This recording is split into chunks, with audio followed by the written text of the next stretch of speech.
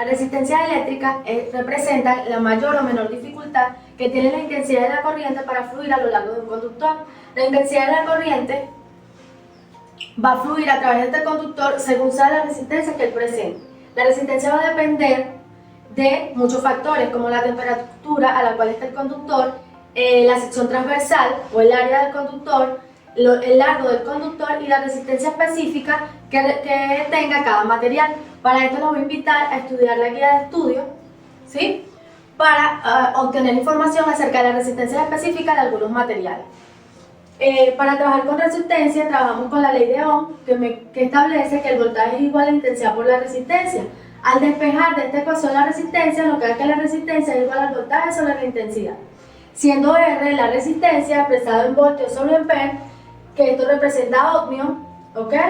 B, el potencial eléctrico, que se representa como una V de voltaje, y la intensidad de la corriente, que se expresa en ampere.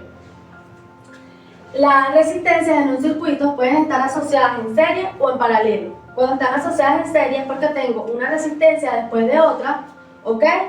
En el cual va a haber una caída de voltaje en cada resistencia. Voy a tener un voltaje en la resistencia 1, un voltaje en la resistencia 2 y un voltaje en la resistencia 3. Por lo cual el estudio de cada una de estas magnitudes lo haremos de la siguiente forma.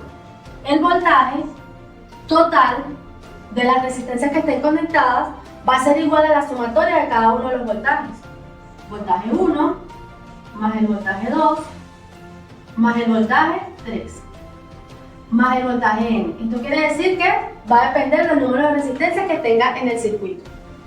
Vamos a tener la intensidad de la corriente, que va a ser la misma en cada una de las resistencias.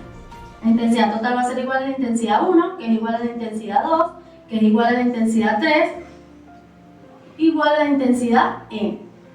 Y la resistencia total en el circuito va a ser igual a la sumatoria de la resistencia 1, más la resistencia 2, más la resistencia 3, más la resistencia N. ¿Ok? En un circuito también puedo tener resistencias conectadas en paralelo. ¿Ok? Cuando ellas están conectadas en paralelo es porque comparten solo un punto en común donde ellas están unidas. En este punto va a ingresar la intensidad de la corriente o la intensidad total, y al llegar a este punto, ¿ok? O a este nodo, la intensidad de la corriente se va a distribuir en cada una de las resistencias, por lo cual voy a tener una intensidad 1 que va a pasar por esta resistencia, una intensidad 2 que va a pasar por esta resistencia y una intensidad 3 que va a pasar por esta resistencia. En este punto tengo nuevamente la intensidad total que estaba ingresando en el circuito. Por lo que en los circuitos en paralelo, la intensidad total, ¿ok? Como va a ser diferente para cada una de las resistencias, va a ser igual a la intensidad 1 más la intensidad 2 más la intensidad 3 más la intensidad N.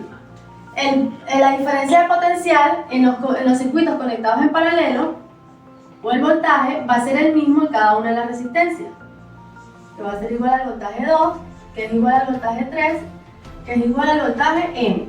Y la resistencia total es 1 sobre la resistencia total igual a 1 sobre la resistencia 1 más 1 sobre la resistencia 2 más 1 sobre la resistencia 3. 1 sobre la resistencia N. Va a depender del número de resistencias que tengamos en el circuito.